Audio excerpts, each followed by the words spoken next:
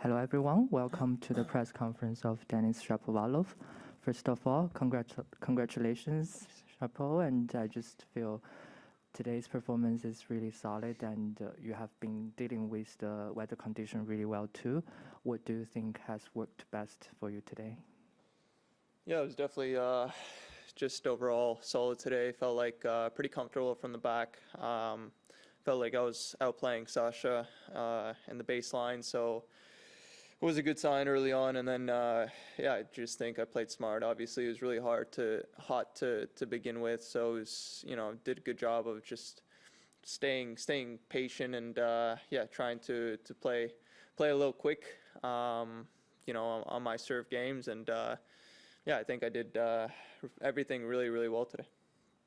Thank you. We will give the floor to the journalists in the room. Any questions, please? Before your questions, please tell us your name and publication. Thank you. Monica of The Guardian. Just first of all, just curious, what this has been a successful start to the year for you. What are you most satisfied with, like in general, especially like coming out of quarantine and stuff? Yeah, no, definitely. I mean, there's a lot of doubts once I got to Australia with the quarantine. Having gotten COVID, not sure how I would take it, not sure if I was able to play ATP Cup, but obviously very happy with the way I'm feeling. First of all, coming out of quarantine, playing ATP Cup, had a little bit of doubts. I wasn't ready to kind of play the first match and kind of work my way through the tournament, and started to feel back to normal towards the end of that week, so it was a good sign. And then coming here, I had a couple aches and wasn't feeling 100% physically, so wasn't practicing that much, to be honest, and just trying to prepare the body as best as possible. And yeah, just really happy with where I am in terms of my game, in terms of the level right now. Obviously, every day is different, but I feel like with every match, I've gained a little bit of confidence and a little bit of comfort playing on these courts, and for sure. I'm just pleased overall with my game so far, and my fighting spirits, and yeah, just battling out in every single match. So hopefully I can continue going this way. Please. Final score. You played a few times against Rafa, and you beat him a few times as well. But this will be your first Grand Slam against each other. And what do you think should be the key of the match?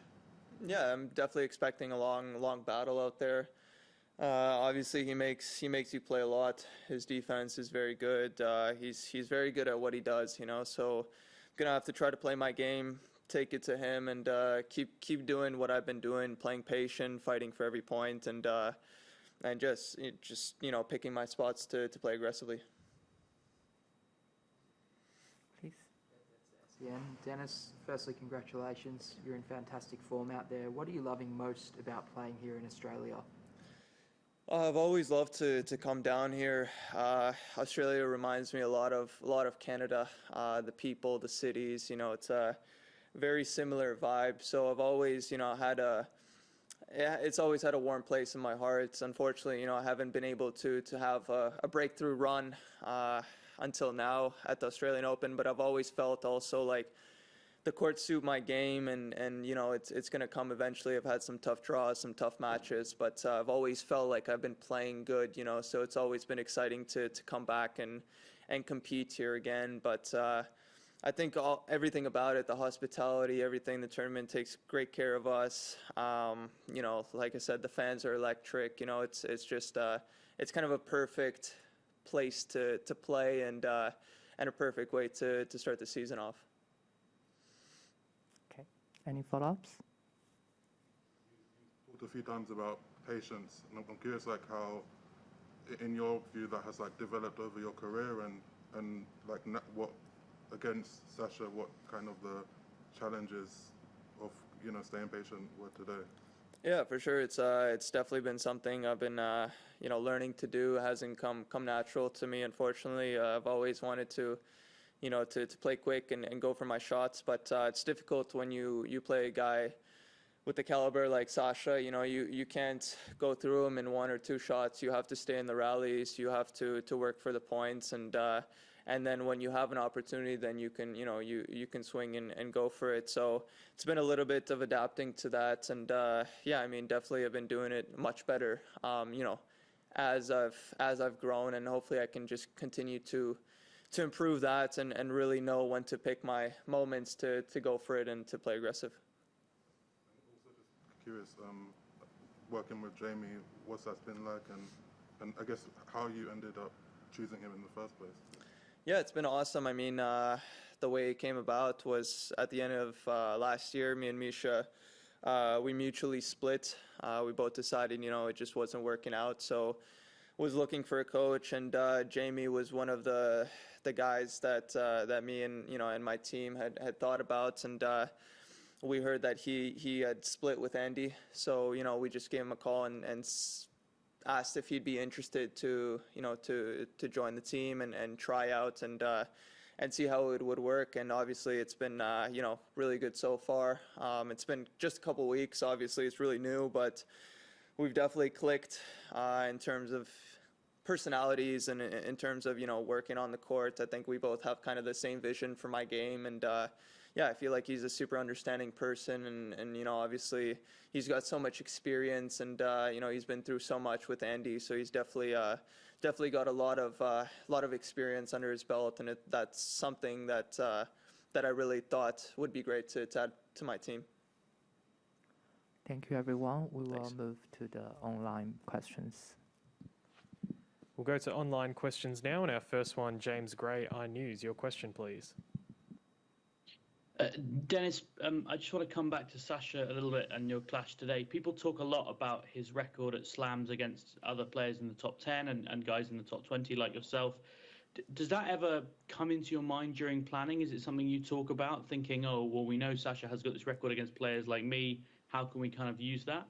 No, it wasn't discussed at all, actually. I mean, to be honest, I think you have a record, but every match, every tournament is different, so can't really go off of, based off of a record or something like this. Everyone's feeling differently all the time, and he's made a finals of a slam, so I think he's a little bit over it. But for sure, I mean, I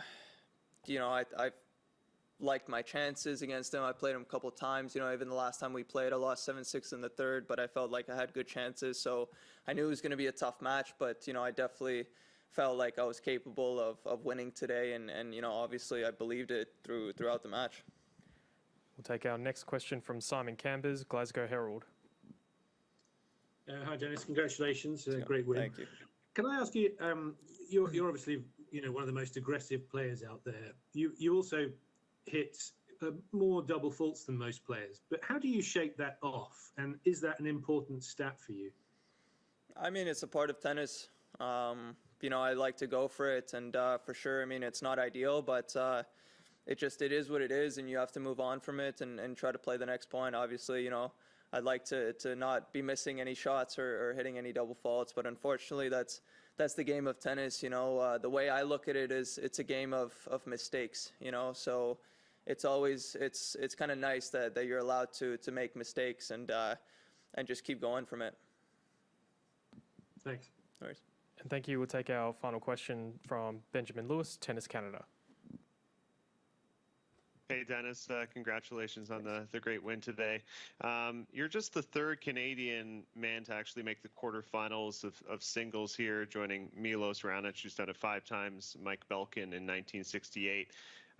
Firstly, is it special for you to also, set tennis records that are Canadian records? And I'm curious if you'll be watching if Felix Auger-Aliassime can maybe join you in the quarters for his match tomorrow. For sure, I think what we've been doing has been amazing, especially with the start of this season. For Canada, lifting probably the first team title in tennis in history.